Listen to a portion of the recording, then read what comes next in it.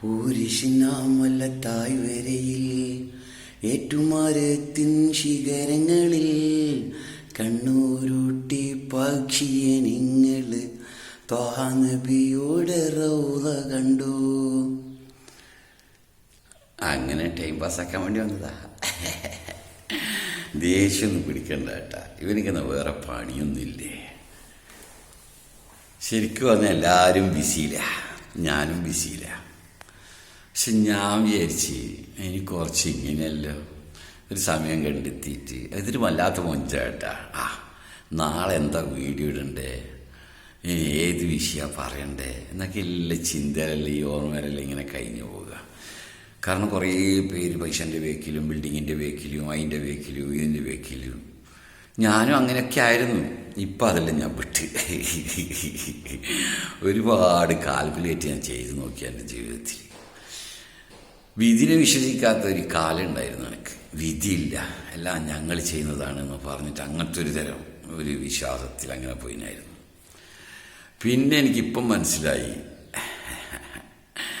വിധിയേ ഉള്ളൂ.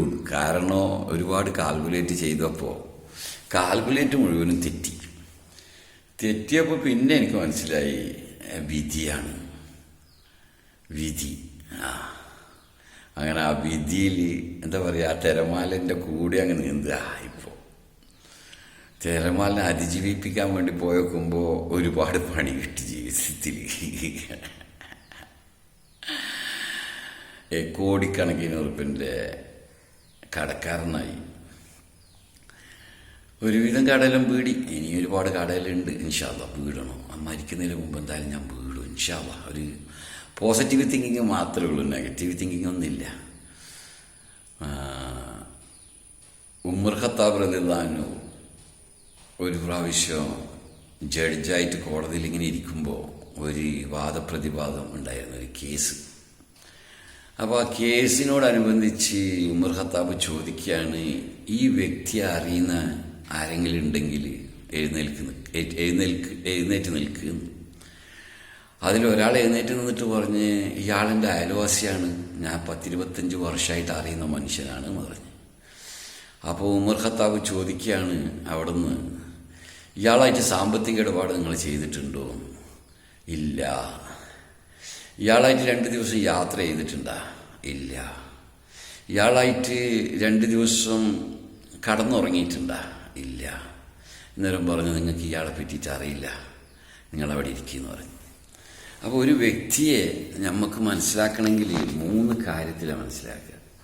ഒന്ന് സാമ്പത്തിക ഇടപാട്, അല്ലെങ്കിൽ അയാളുമായിട്ട് 2 ദിവസം യാത്ര, അല്ല അയാളുമായിട്ട് 2 ദിവസം കടന്നുറങ്ങുക.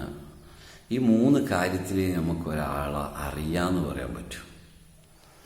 ഞാൻ സമൂഹത്തിന് കൈ ഇങ്ങനെ ചൂണ്ടിയിട്ട് സംസാരിക്കുമ്പോൾ 3 വിരൽ എനിക്കെതിരെ ചൂണ്ടുന്നുണ്ട്.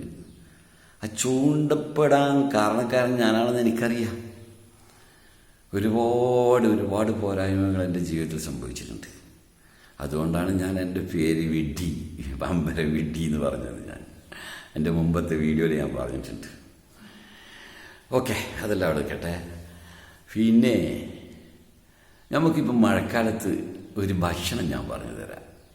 അതായത് നമ്മളെ മഞ്ഞൾ തൈ എന്ന് പറയും, മഞ്ഞൾ തൈ അല്ലേ പറയും, മഞ്ഞൾ ഇല, മഞ്ഞളിൻ്റെ ആ ഒരു തൈ. ഓക്കെ, അതിൻ്റെ ഇലയിൽ നമ്മൾ ഈ അപ്പം ചുടുന്നില്ലേ, അതായത് ഇഡ്ഡലി ചെമ്പിൽ വെള്ളം ഒഴിച്ചിട്ട് അട എന്ന് പറയും, അട. അത് നിങ്ങൾ വാഴ ഇലയിലാണ് എല്ലാവരും ചുടൽ. നിങ്ങൾ മഞ്ഞൾ ഇലയിൽ ചുട്ടു നോക്ക്, എന്തോ ഒരു ടേസ്റ്റാണെന്നറിയാവുക. ചുടണം കേട്ടാ. പരൻ്റെ പരിസരത്തിലുണ്ടാവും. ഇനി നമ്മുടെ അടുത്തില്ലെങ്കിൽ അപ്പുറത്തെ ചന്ദ്രേച്ചിൻ്റെയാ ജാനകിയടത്തിൻ്റെയാ രാഘവാട്ടൻ്റെ എൻ്റെ മർമ്മത്തിൽ അവരെല്ലാം വെക്കുവേ. മഞ്ഞൾ ഇലയിൽ നിങ്ങൾ അപ്പം ചുട്ടു നോക്കിയാ വല്ലാത്തൊരു മൊഞ്ചാണ് കേട്ടാ, മറക്കണ്ട. പിന്നെ വേറെന്നാപ്പാ അങ്ങനത്തെ എല്ലാം കഥ. Okay, by.